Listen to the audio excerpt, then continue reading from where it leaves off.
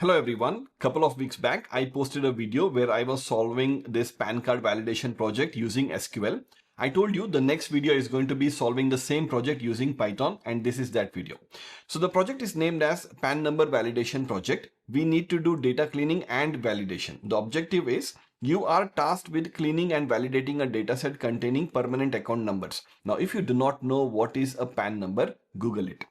The goal here is to ensure that each PAN number adheres to the official format and is categorized as either valid or invalid. The dataset is given in a separate Excel file. Now the dataset that is given to us is basically having 10,000 PAN numbers. So you have a header here, PAN number, and then you have some PAN numbers. Okay, now you can see that there is some data quality issues in this PAN number. You can see some of them are in lowercase, some of them are in uppercase, and if I scroll down, you can see that there are some missing PAN numbers or null values here. There are some PAN numbers with some spaces in the beginning, and there are some spaces at the end as well, etc. But in total, we have been given 10,000 PAN numbers. Okay, now what we need to do is we need to clean the data first, and then we need to validate and find which are valid PAN numbers and which are invalid PAN numbers. And we have been given certain rules, so we need to do the project following these rules. Okay, for data cleaning, there are 4 rules that we need to follow. First of all, we need to identify and handle missing data. PAN numbers may have missing values. These missing values need to be handled appropriately, either by removing rows or inputting values depending on the context. That's the first one. So handle missing values. Second one, check for duplicates. Ensure there are no duplicate PAN numbers. If duplicate exists, remove them. The third one is handle leading and trailing spaces. PAN numbers may have extra spaces before or after the actual number. Remove any such spaces. Finally, we have to handle the correct letter case. Ensure all the PAN numbers are in uppercase letters. If lowercase letters exist, then convert them into uppercase. Okay, so this is the 4 things that we need to do to clean the data. Once we have cleaned the data, then we need to check for the proper format. So we need to validate the format. Now a PAN number follows the following format that is given to us. It needs to exactly have 10 characters. Okay, so that is rule number 1.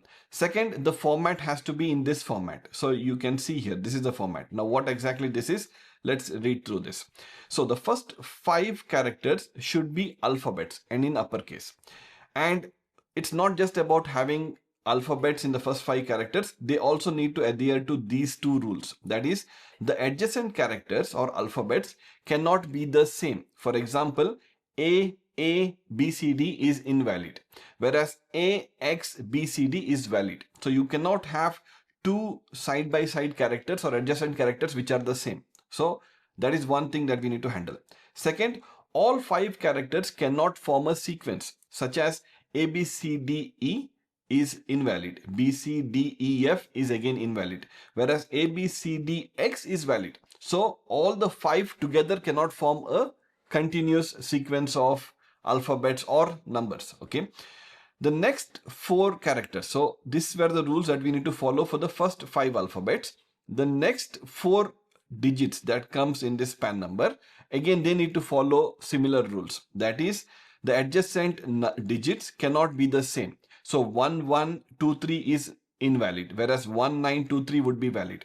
And all the 4 characters cannot form a sequence. So 1234 is invalid, 2345 is invalid, whereas 1298 would be valid. Okay, the last character should be an alphabet. So finally, once you have validated the first 5 alphabets to follow all of these rules, and once you have validated the next 4 digits to again follow all of these rules, the last character in the PAN number has to be an alphabet, okay, in the uppercase.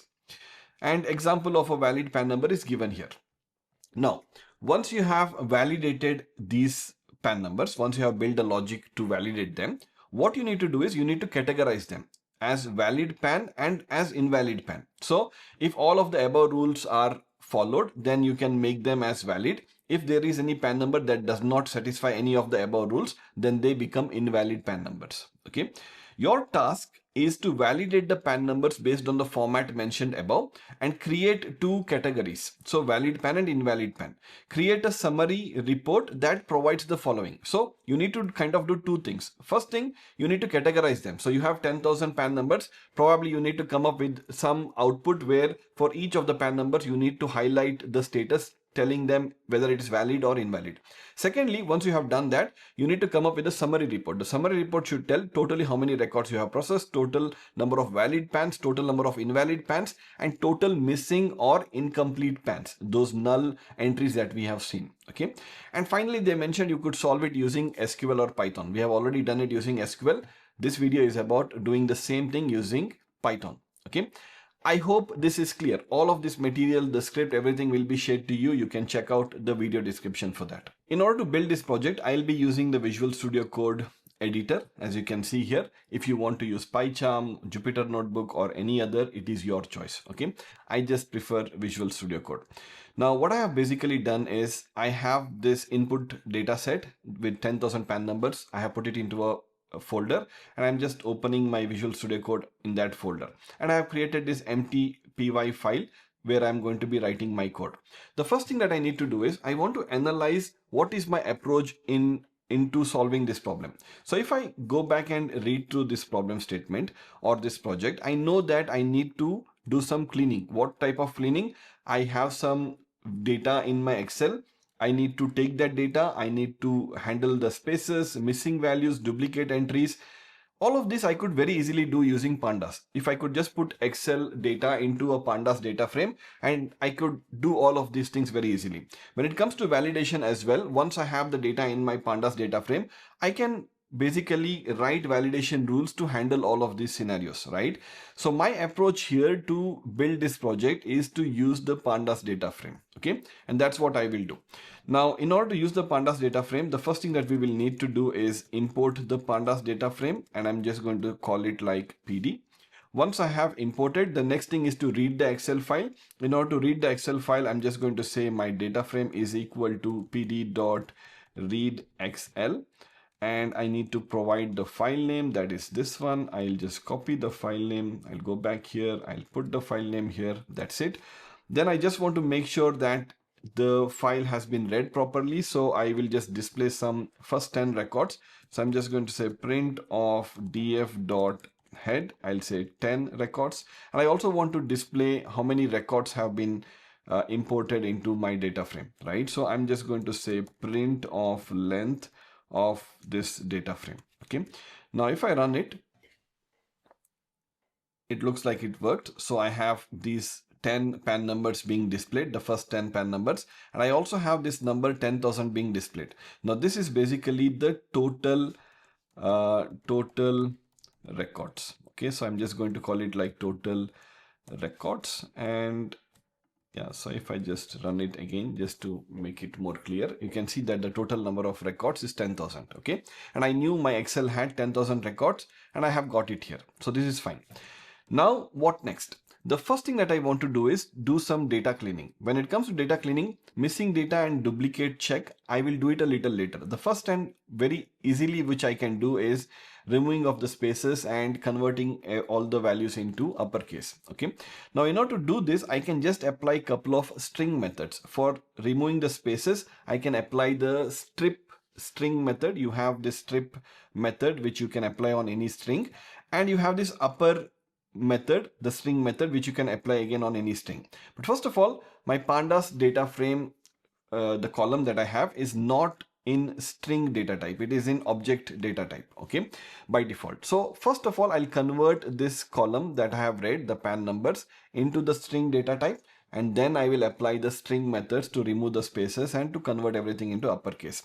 In order to do that, I will just tell df PAN numbers is equal to df PAN numbers again, and I'll say as type to convert the data type into string, right? And I think that's all. If I run, it would have just converted the data type of this particular field values into string. That's it. So in order to apply the string methods, first I'll just tell .str.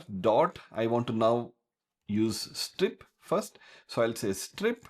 This will basically remove all the leading and trailing spaces from every single value in this field, pan numbers. Okay. Then I also want to convert all of this into uppercase. So I can do both of this together. Okay. So I'll say str dot upper. And I think that's all. And now I just want to display the head again, just so you can see how these values have been changed. And I'll just save it. I'll clear this. I'll run it again.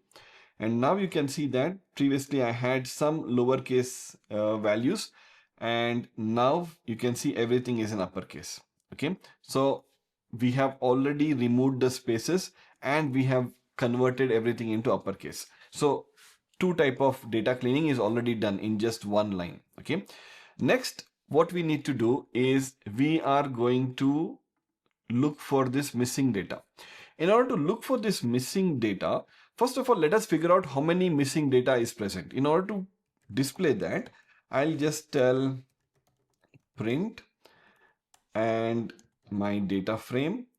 I will say I want to match this with empty value. Okay.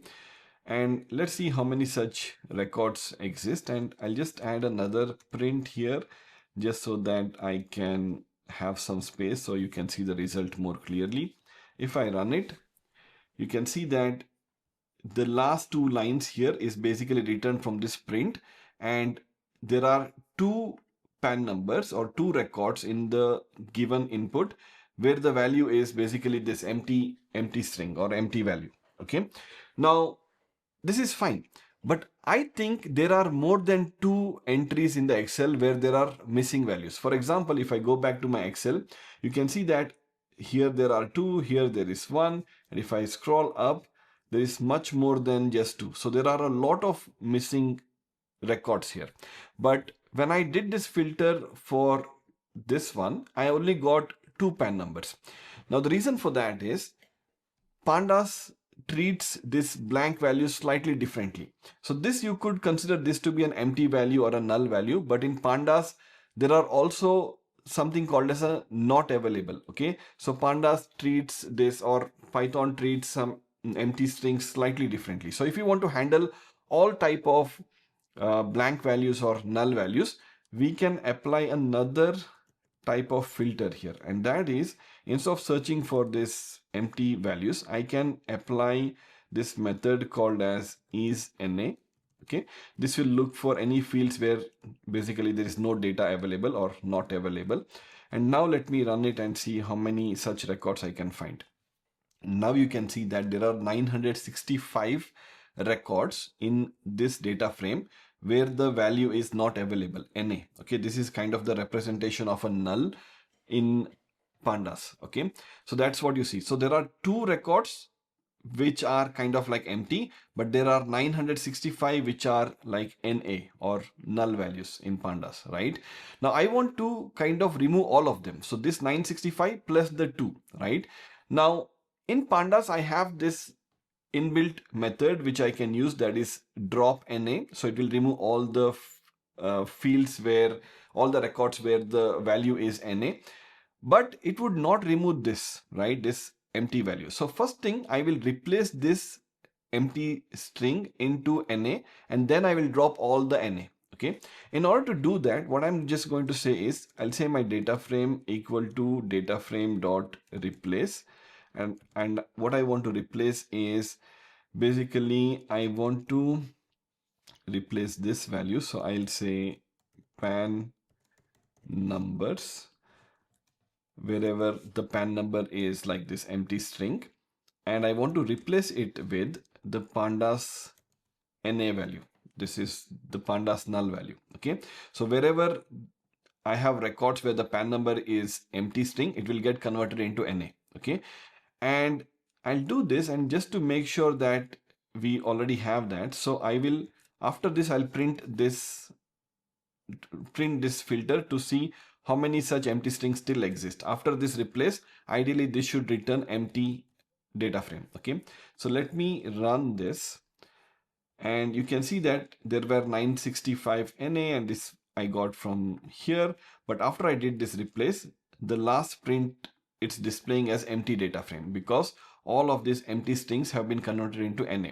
Now, if I look for this NA here, now this should return me 967 records. So if I run this, you can see that there are 967, right? So now what I will do is I am going to drop those NA fields.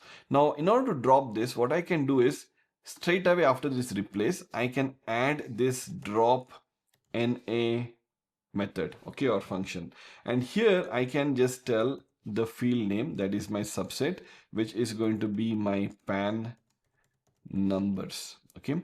So this will do the replace, and after the replace is done of this empty string into NA, it will drop all the NA from this particular field in my data frame, okay? So now ideally what should happen is, I think there are 965 records which will satisfy this NA condition. So from 10,000, 965 will be removed. So my total count should reduce by 967. So what I'll do is, initially the length was 10,000. Here I want to print the length again, and I'll comment out, or I'll just remove this. Okay, so I'll remove this and I'll remove, or maybe I'll just comment out this one. Okay. And maybe I'll just comment out from here as well. So in case after the video, if you want to check out, I will be sharing this script video, so you can check this out. So now when I run it, you can see that initially the total number of records were 10,000. And let's do one thing. I'm just going to comment out this head because we don't want to keep seeing the first 10 records every time I execute. And now let me just clear it and run it. So you can see that initially the total number of records were 10,000.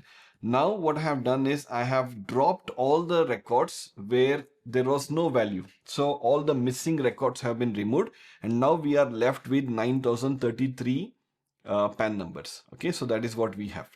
Okay, so this is fine. So now if I go back to my project overview here, missing data has been handled, spaces have been handled, everything has been converted into uppercase. The last thing is to check for duplicates.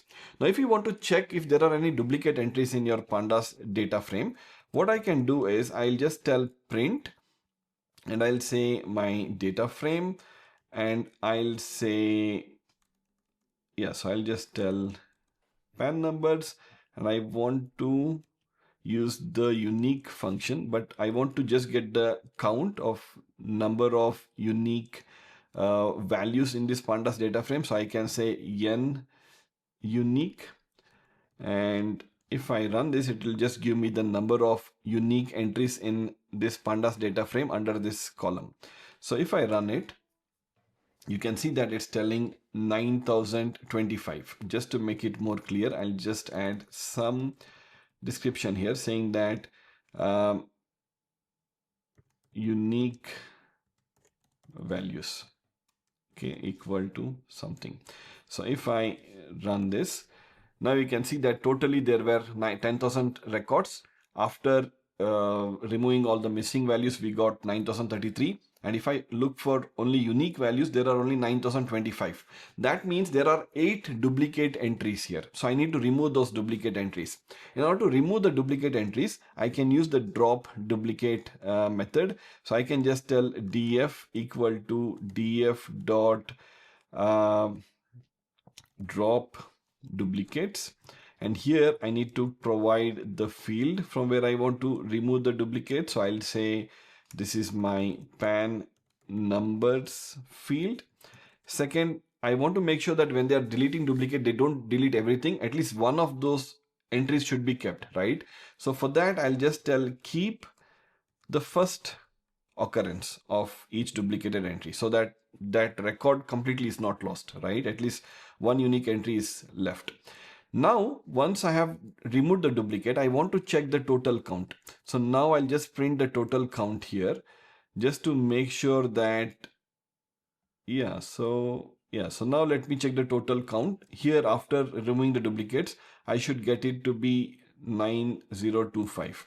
So if I run this, now you can see that total records is also 9,025 and unique records are also 9,025. That means all the duplicates have now been removed.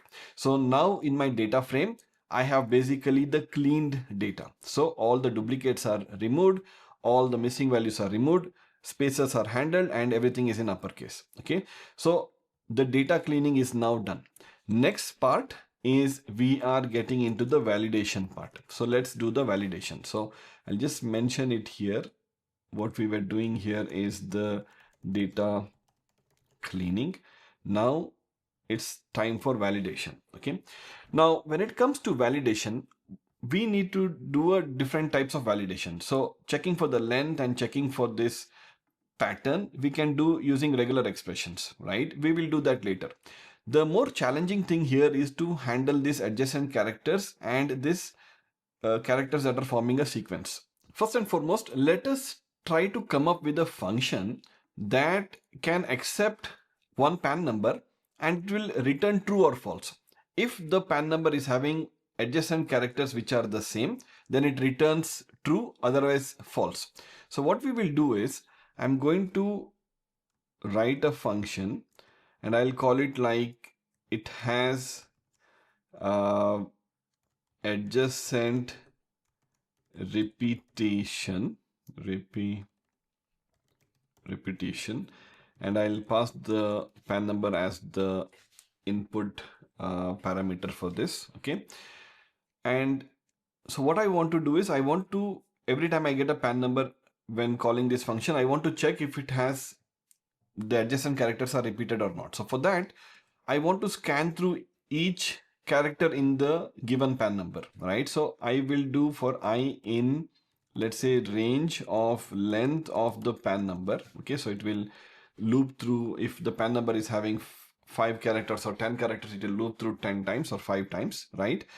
And then every time it is looping through each character in the PAN number, I want the first character to match with the second character, right? And if they are the same, that means the adjacent characters are the same, right? So what I'll do is I'll put a if condition saying that if PAN of I is the same as PAN of I plus 1. Okay. Now what this means, the range of length of PAN, let's say when I'm passing PAN, I'm not passing all the 10 PAN like 10 characters together. I'm just checking for if the first 5 characters are alphabets, right? So for alphabets and for the next 4 digits, I'm passing them separately. So at a time, I would ideally pass just 5 characters at a time. So let's say if I'm passing these 5, okay, or let's say if I'm passing, yeah, so for example, let's consider this as an example. Okay, when I say range of length of PAN, it's going to basically get a range of 5. That means it will loop through from 0 to 4, right? And PAN of 0 would be A. It would try to match it with the next character, that is A equal to A. This is actually true. If it is the same, then I want it to return true. When it returns true, that means that there are characters adjacent to each other which are the same. In that case, it will return true. So because that's what this function name means, right? It has repetitive adjacent characters, so it will return true.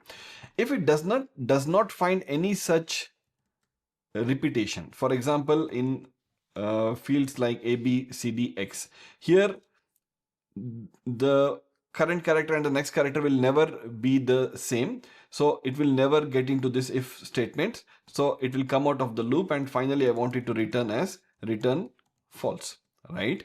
Now this would work, but the only place where it would fail is when it is processing the last character. Because if I'm doing length of PAN number, so here I'm passing 5. So this would, the last value would be 4, right? Because range only goes up to 4, from 0 to 4. And it would be PAN of 4 trying to check it with PAN of 5. So basically the 6th character, there is no 6th character here. So it would fail, right? So in order to handle that, I need to put a -1 here, so that even for the last character, this would handle. So the 4th character would match with the 5th character, and then it would come out of the loop. That is good enough for us, right? Now this function would basically work, but there is a much simpler and a better way of writing the same code. Instead of 4 lines, I can write the same thing using a single line by using list comprehension, okay, which I'm going to show you a little later. But before that, I want to make sure if this function is actually working. Okay. In order to validate that, I will say print, execute this function. I want to pass in some random values for validation. So when I pass A, B, C, D, it should ideally return me false. But when I pass A, B, C, D, X, it should return me true. It should, when I say A, B, C, D, it should return me true because it has adjacent characters. Whereas for this, it should say false because there are no adjacent characters, right? Let's see if that is how the function is actually working. And just to make it more clear, I'll add a couple of more examples. So here I'll say F, G, H, H, H. Okay, so there are adjacent. And then here I'll add one more example where I'll keep it unique. So M, N, J, P, Q. Okay, so there are no adjacent same values. Now let me save this and let me run this. And you can see that the last 4 output here is true, true, false, false.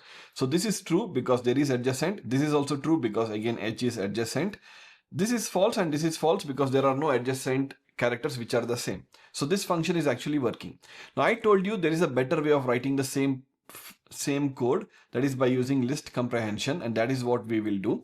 In order to use list comprehension, what I can do is I'll copy the same for loop, okay, and here I'll just return it and I'll put this inside the parenthesis. I'll put the for loop. So I want to loop through each character in the given pan number, and I want to check if, I don't need to mention if, but it will do the check. So for every iteration of this loop, I want to check if this character, the first character or the current character is the same as the next character. If this will return true, that means basically for any of the iteration, if anywhere there is a match, I will write any here, so that what this any will do is, even if for any one iteration, if this condition will match, that means it will return true. But if for none of the iteration it is going to do a match, then this is going to return false. Okay, and that's exactly what we have here, right? So now if I clear this and run it, ideally it should return the same output. That is, it should return true, true, false, false, what we got previously. True, true, false, false. So this code here, the single line code here, is doing the same thing as these 4 lines of code. So we will use this, okay? And I'll keep this as it is in case if you want to check it out after the video, okay? Now, so this means that this validation is fine. So I'll comment out this one. Let's move on to the next validation that we need to do, which is with the sequence, checking for the sequence. Now for that, again, I'll create another function, which I'm going to call it like def is sequential, and I'll pass pan number as my input parameter. And here again, I want similar for loop. So first, again, I'll show you the process or the code using this normal for loop. Then I'll try to convert it into a list comprehension, so you know the better way of writing Python code here. So I'll loop through this, the same loop, but here what I want to do is, in order to check for the sequence, for example, values such as A, B, C, D, E, what we did in SQL, if you remember, I was taking the ASCII number of this and then making sure it matches. It's basically in sequence, right? Now, in order to do that in Python, we again have something similar where we can get the Unicode character value of this one. So what I'll do is, first and foremost, let me just, this is my terminal. So I'll just show you how do you get an Unicode value of a character. So for example, let's say if I want to get the Unicode value of uppercase A, I can just use the function ORD, ordinal, okay?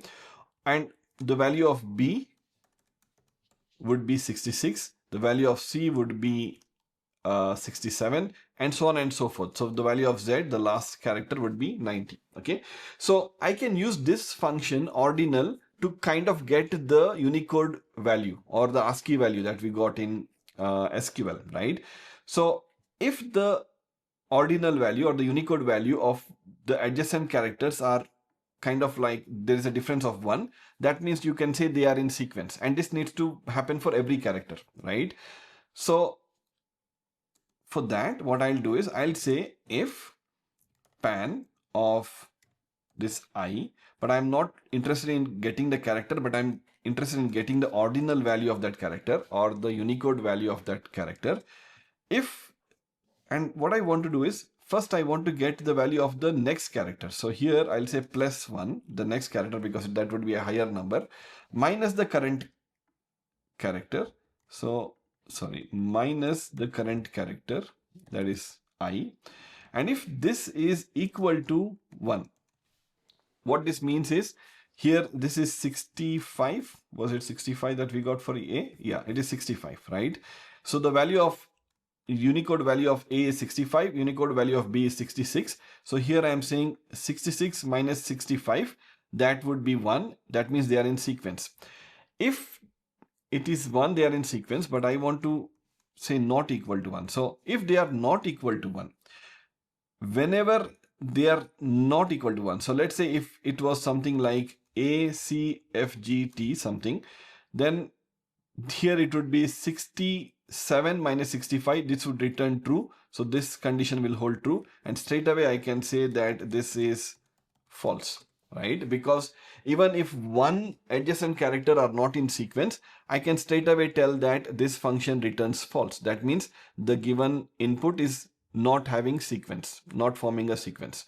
But if for none of the characters it did not return false, that means the difference between the ordinal values of each of the characters were always 1, that means they are in sequence, then I want to return as true. Okay, so this is what basically I want to do. Now let's make sure if this is actually working. In order to validate that, I will say print, I will pass this function, and what I want to do here is I want to pass some PAN numbers. So I'll just, for example's sake, so I'll pass this, I'll pass this, I'll pass 4 values. So A, B, C, D, E is forming the sequence. And then I will also say M, N, or let's say M, N, O, P, Q. I think M, N, O, P, Q is forming a sequence, right? And here I'll say X, Y, A, B, C, X, Y is not forming a sequence. And let's say X, Y, Z, A, B. This is also not forming the sequence. So ideally it should tell true, true, false, false. Let's see if that's what's happening. So if I run it, and that's exactly what is happening. So that means this function is doing what it is supposed to do. Now I told you there is a better way of writing these 4 lines of code, that is by using list comprehension. So in order to show you that, I'll write it in the single line here. So I'll say return. I will use the same for loop, and I'll use the same if condition, but I'll put it before the for loop. What this means is for every iteration in this loop, it is going to check for this condition. I don't need to mention the if keyword here. It will check for this condition, but now I want to make sure that I check it for 1, because if it is equal to 1 for all of the characters, that means they are in sequence, right? So I want to put here all. So this will make sure that if all of the, for all the iteration here, if this condition was satisfied, that means all the characters are in sequence. So if all of them are in sequence, then this whole thing will return as true. Even if one of them does not satisfy this condition, then it will return as false. Okay. Now let's make sure that it is still returning the same output. So if I run it, it should return true, true, false, false, and that is exactly what it is returning. So this 1 line of code is doing the same thing what this 4 line of code is doing. Okay. Now I'll comment out this again, and this function is good for us to be used. So we have handled, we have written a function to handle adjacent repetition characters and sequential characters. The next thing that we want to handle is for the length and for this pattern, but that we will handle it using our main function. So now we will come to our main function, which I'm going to call it like is valid pan. I'll pass in the pan number as the parameter. And what I want to do here is I want to now, what we have written previously is just we created a couple of functions to check for the 2 different scenarios, right? Now we are going to be using that function inside our main function here, that is this one. Okay, and first thing I will do is to check for the length, because I know that the pan has to be 10 characters long. So I'll say if the length of pan is not equal to 10, then straight away I want to return it as false. So this means that this is a is valid pan. If it returns false, that means this pan number is not valid, right? So I'll say false. The second check I want to do is with regards to the pattern. Now, when it comes to pattern, first of all, we'll try to figure out the pattern that we want. It's going to be exactly the same that we used in SQL in the last video. Okay, so I'll say, okay, I need, in order to use pattern, that means it is part of regular expressions, I need to import the regular expression library here. So I'll say import RE so that we will be allowed to use the RE module. So I'll say RE dot, I'll use the match method here, and I'll say RE dot match. I need to pass the pattern, and then I need to pass the text or the string that I want to match it with. And this would basically be pan, right? Now, the thing is, what is my pattern? My pattern is the first 5 characters need to be an alphabet. So I'll say the caret symbol here, and the first 5 needs to be alphabets, which are in uppercase letters, and it has to be exactly 5. So I'll put this number as 5. The next 4 needs to be digits, anything from 0 to 9, and it has to be 4. So I'll put this. And the last character has to be again an alphabet, and it has to be the last character. So I'll put the dollar. Okay. And I think that's all. So this is my pattern. And if you remember, this is the exact pattern that I used in SQL as well, right? Now, how does this work? Just to show you how this works, I just want to go back to my terminal, and okay, first of all, let me do an import RE. Once I have done that, I will say my variable, I'll call it like X equal to this value. Or I don't need my variable, so I can straight away show you this. But instead of pan, I want to give a valid pan number. So let's say a valid pan number would be like 5 alphabets, right? So let's say 1, 2, 3, 4, 5, then 4 digits, something like this, and then 1 more alphabet, right? So this is a valid pan. If I run it, you can see that it is returning a match object. That means there is a match. So whenever re.match, if the given string matches with the pattern, it is going to return a match object, okay, saying that it is a match. But if there is no match, then it does not return anything. For example, here if I add some other values, then it will not match with this pattern. Now if I run it, it's going to basically return a none object, nothing. Okay, so this is what we are going to do. So in other words, if I just do a print of this, okay, so if I do a print of this, just want to show you this before I can use it in the code, so you guys don't get confused with what I'm doing. If I run it, you see that when there is no match, it returns none. But whenever there is a match, for example, in this case, it's going to return the match object. Okay. Now, and one more thing, if you have none value, that is the null value representation in Python, right? When I do not none, it returns true. Okay. So we'll use this logic here. So what we are going to do is, if whatever pan number that I'm trying to validate, if it is a match, then fine. But let's say if it is not a match, then this whole thing is going to return none, right? But if I do not none, then it will enter into this if statement, and here I want to return as false. Again, whenever there is a pan number that is not valid, it will not satisfy this pattern. So this whole thing will return none. I'm doing not none. So when it is not none, it will return true, as we saw here. And then it will enter into the if statement, it will return false. So whenever there is a pan number that is not matching the pattern, it will return false. Okay, this is what I'm doing. The next thing I want to use is these two functions, okay, to check for repetitive adjacent characters and the sequential. First, let's start with adjacent repetition. So I'll say, if this function, when I pass the pan number, if it returns true, that means it has repetition. So I want to return this as false. Same way, my next function, that is sequential. When I say is sequential of pan, and if there is a sequence, this will return true. It will enter into the if statement, and here I want to return as false. Okay, so whenever any of these validations will fail, I am returning false. But if if there is a valid PAN number, it will not satisfy any of these if conditions. So finally, for those valid PAN numbers, I want to return as true. Okay, so this is basically my main function. So is valid PAN.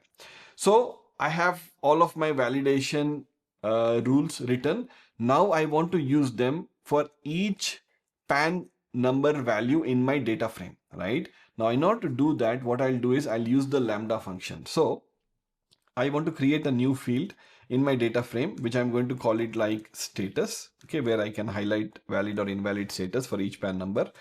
I'll say this is equal to, I want to validate it with every value in my data frame under the PAN number field. So I want to apply a lambda function here. And what I want to do is I want to say lambda, and I want to run this function, that is my isValid function. So I'll just minimize this here. So I want to run this function. So, and what I want to do is, if this function, I want to pass the argument which is x. So if this function returns true, then I want to return as valid, else I want to return invalid. Okay, so I think that's all here. So I'm applying this function or this rule for every value in this PAN number field in my data frame.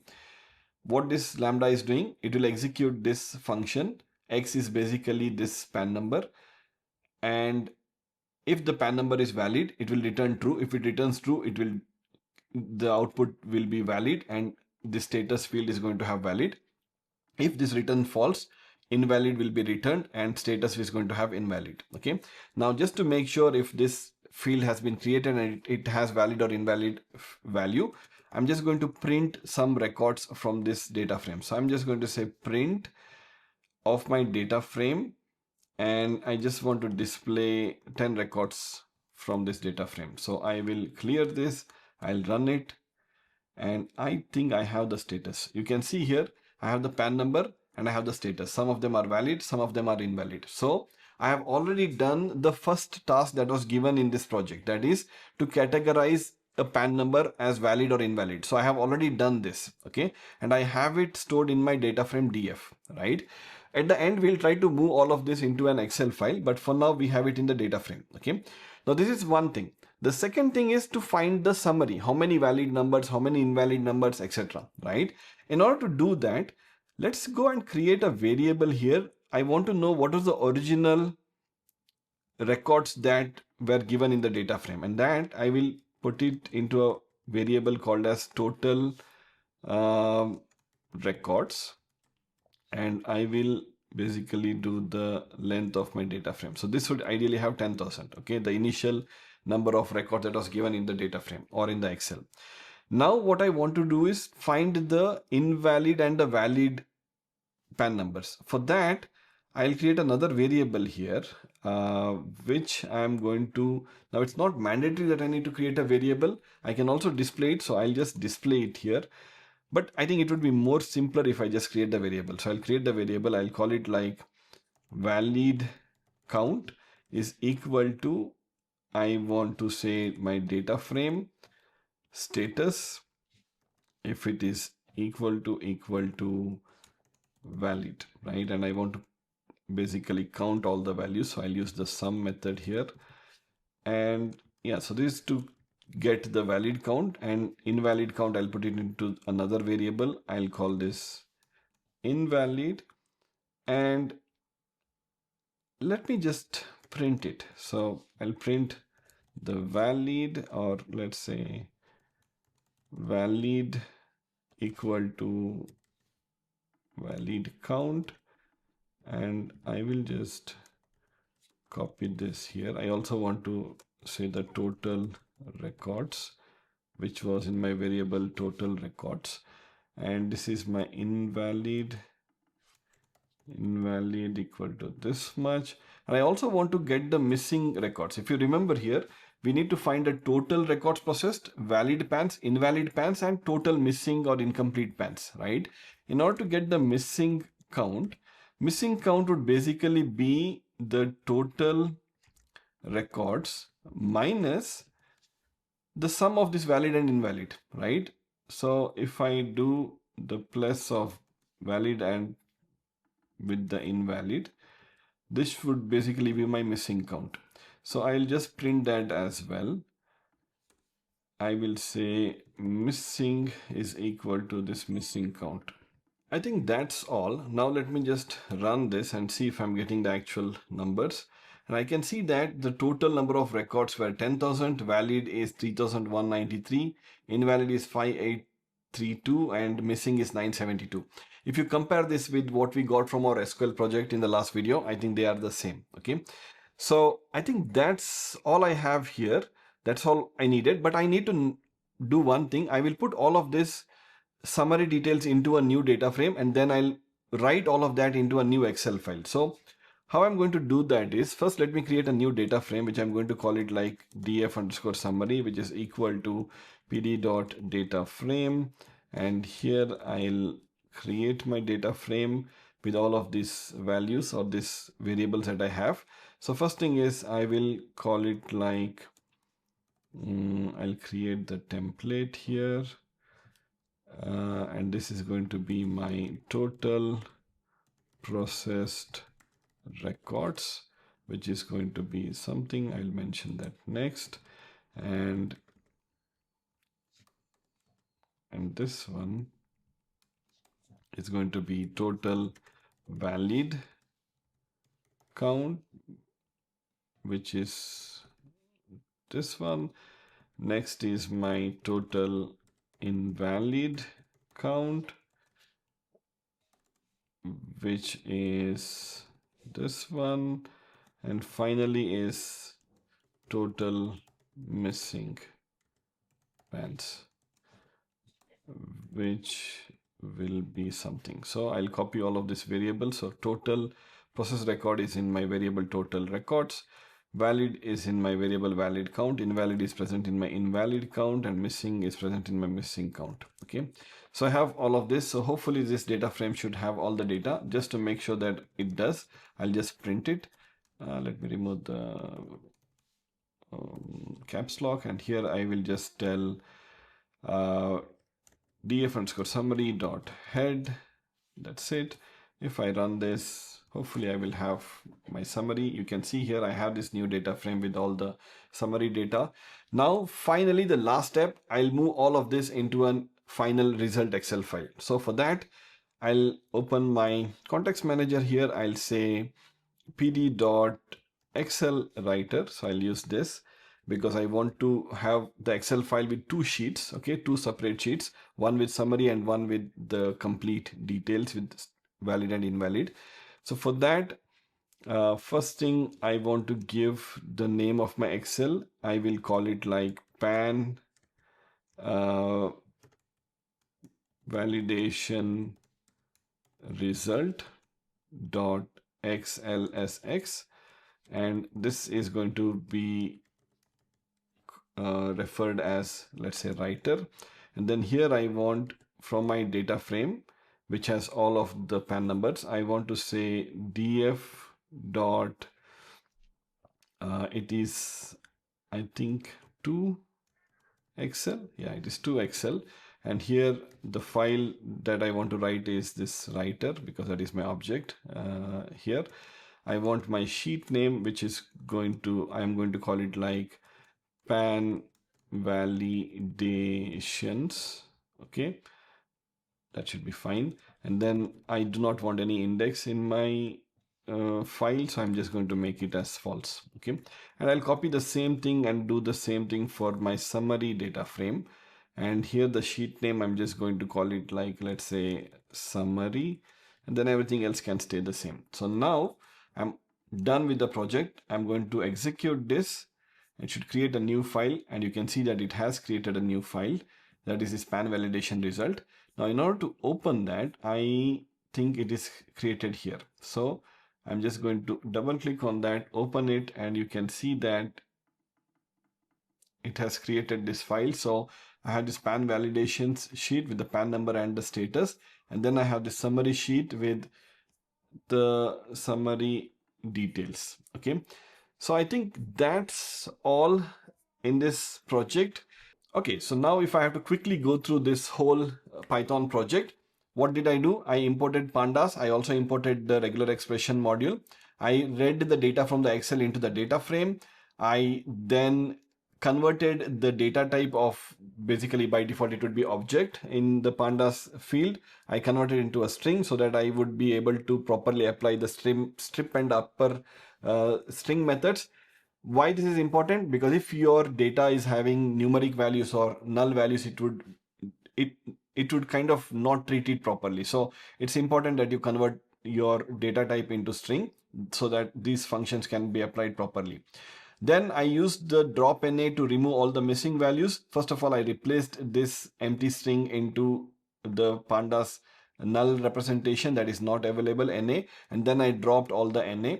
Then I removed the duplicate entries by using the drop duplicate method of the data frame, and yeah, that's all. Then I wrote two functions, one for finding the adjacent repetition characters and one for finding the sequential characters.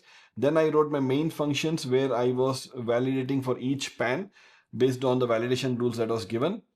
Then finally I used the lambda function to call that valid pan function for each pan number, and based on whether this function returned true or false, I found valid or invalid and stored it into this new field in my data frame status. Finally, I counted how many valid and invalid records were present, and I created some variables, and I created a new data frame which stored all the summary that I wanted. And finally, I entered all of these details into a new Excel file with two sheets, one sheet containing all the 10,000 pan entries with the status valid or invalid, and the second sheet with the summary telling total process record, total valid record, total invalid record, and total missing records. Okay. I hope this project was interesting. If it was, make sure that you leave a comment and let me know your thoughts. I hope you understood the whole flow of this project. If you want me to solve more such projects, or you want me to explain any of these concepts in Python that I use, if it is not clear, let me know in the comments below. Thank you so much for watching, and I'm going to see you soon in the next one. Bye.